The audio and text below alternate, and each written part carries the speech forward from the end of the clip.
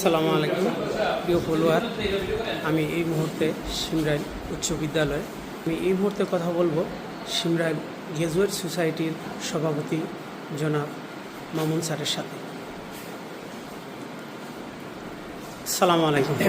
ওয়ালাইকুম আসসালাম। স্যার, আপনারা যে ঈদের পরের দিন এত সুন্দর একটি উদ্যোগ নিয়েছেন, ফ্রি মেডিকেল ক্যাম্প বসাইছেন, এই উদ্দেশ্যে কিছু বলবেন দর্শকদের।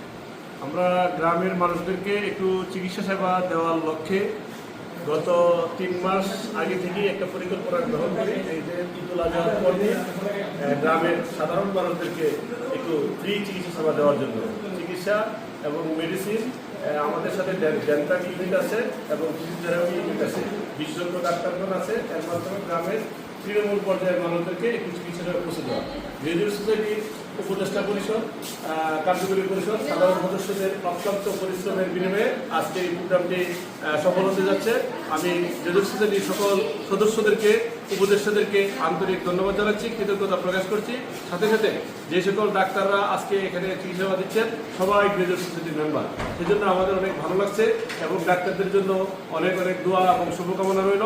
তারা গ্রামের মানুষদের একটু সেবা দিতে পারছে। আমাদের সাথে গ্রামের দুজন ফার্মাসিস্টও আছে, বিজয় এবং তপন। তারা দুজন আমাদেরকে ওষুধ বিতরণে সার্বিক সহযোগিতা করতেছে। এদেরকেও গ্রাজুয়েট সোসাইটির পক্ষ থেকে ধন্যবাদ জানাচ্ছি।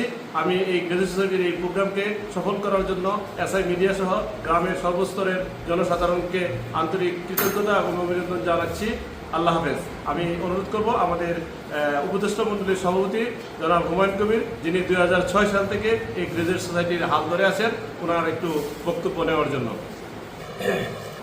ধন্যবাদ। আমার অত্যন্ত স্নেহভাজন জনাব আল মামুন।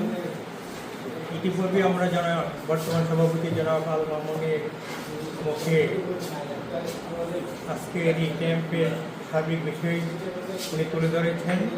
তার পাশাপাশি আমি দু একটা কথা বলি, আমার বক্তব্য শেষ করতে চাচ্ছি। আপনারা সবাই জানেন এই সংগঠনটি 2006 সালে প্রতিষ্ঠা লগ্ন থেকে শিক্ষা এবং সামাজিক বিভিন্ন কর্মকাণ্ডের সাথে ওতপ্রোতভাবে জড়িত ছিল। তারই ধারাবাহিকতা আজকের এই ক্যাম্প। আমার বিশ্বাস এই ক্যাম্পের মাধ্যমে তৃণমূল পর্যায়ে সাধারণ পাবলিক, যারা আমজনতা, যারা হয়তো 500-600 বা 800 টাকা খরচ করে ডাক্তার দেওয়ার সে সুযোগটুকু পায় নাই, তো তাদের এই উদ্যোগ, আমাদের এই উদ্যোগের ফলে তারা নিঃসন্দেহে উপকৃত হবেন। আমার বিশ্বাস যদি সবাই যদি আমরা এই কাজে তার সহযোগিতা করি, তাহলে এই সংগঠনটি প্রতিষ্ঠার লগ্ন থেকে আরম্ভ করে